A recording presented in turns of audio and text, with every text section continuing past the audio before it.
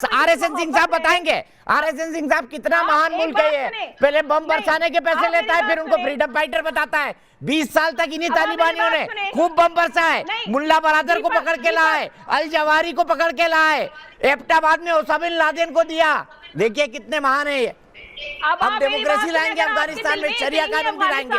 सिंह साहब उमड़ के आ रही है, अगर आपको मोहब्बत इतनी उमड़ के आ रही है अफगानिस्तान के लिए, आप अपनी फौजें भेज दें।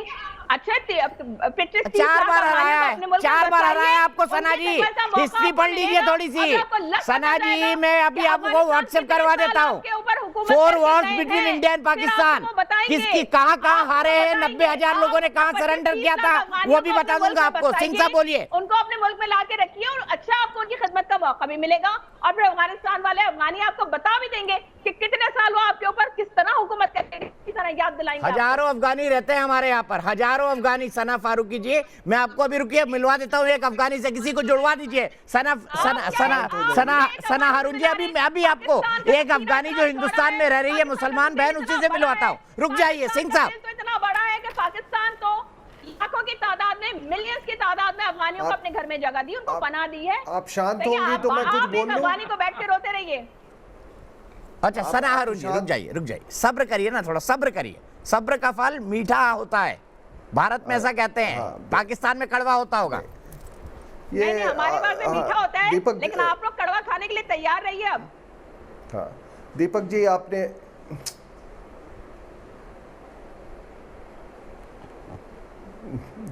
आपने असलम फारूकी की बात की।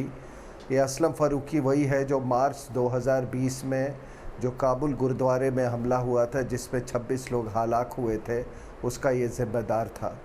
बाद में वहाँ जो अफ़गानिस्तान की जो हुकूमत थी, उसको उन्होंने पकड़ रखा था।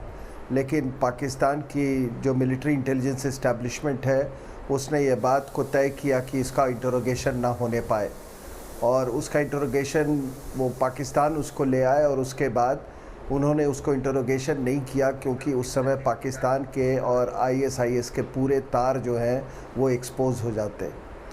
लेकिन उससे बड़ी बात मैं आपको, आपके दर्शकों को एक बात मैं समझा दूं, जो कि किसी ने ये बात कवर नहीं किया है, कि आखिर ये आत्मघाती सुइसाइड बॉम्बिंग्स हुए क्यों काबुल एयरपोर्ट के।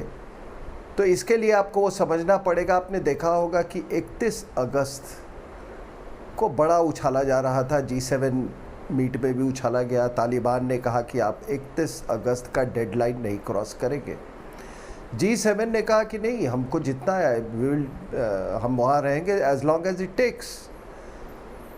तो ये जो धमाके हुए थे, दो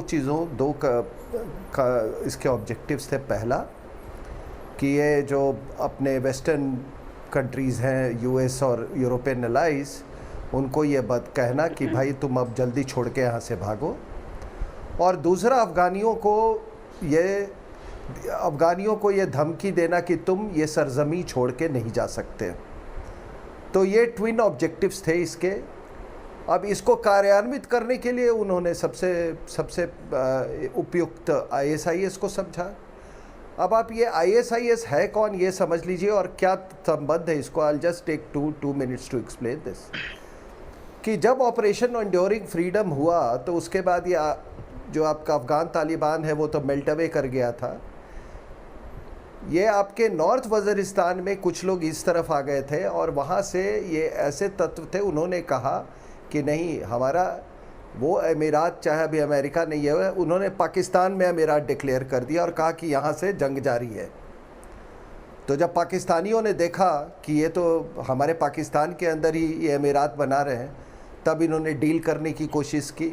आपको याद होगा कितनी सारी डील्स हुई, और उसके बाद फिर ऑपरेशन ज़रबे अज़्ब हुआ। तो 2016-2017 में ये जितने ये जिन्होंने भुगता था ये ज़रबे अज़्ब का मतलब मोहम्मद की तलवार, उन लोगों ने उस समय बड़ा ISIS का उफान था, फैशन था, तो इन लोगों ने ISIS बना दिया लेके। हफीज़ सईद खान, वो हफीज़ सईद नहीं, वो उसका हेड बना। उसके बाद पाकिस्तान की ISI ने उसमें स्प्लिट करवा दिया। एक ग्रुप जाके हकानी से मिल गया, और फिर उसका नियंत्रण जो है वो पाकिस्तान के ISI के द्वारा होने लगा। तो पाकिस्तान के लिए एक बहुत बड़ी चीज़ है ये है कि ISIS का नाम ले लो, इससे आपको डिनाइबिलिटी भी मिलती है।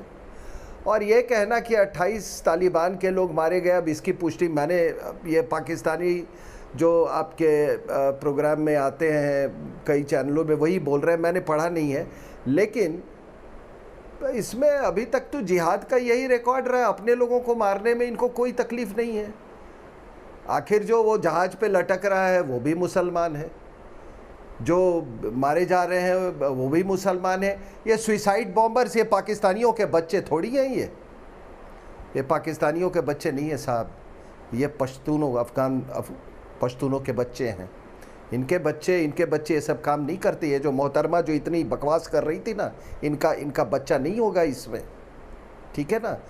तो ये तो 1400 साल से चला रहा है, ठीक है कि कौन किसको मारा। तो ये 27 तालिबान मारे गए, 27 ये नौटंकी जो है मैडम, मैंने बहुत दिन से सुन रखा है। तो इसका हवाला, दूसरी बात आप जो इतना कह रहे हैं ना, आप ही लोग तो ये सारे पंडोरा बॉक्स आपके पास ही खोले जाते हैं, सारी झूठी सच्ची कहानियां आप अपने मीडिया पे बैठ के इसलिए शोर मचा रहे हैं, इसलिए आप लोग की चीजें। अरे मैडम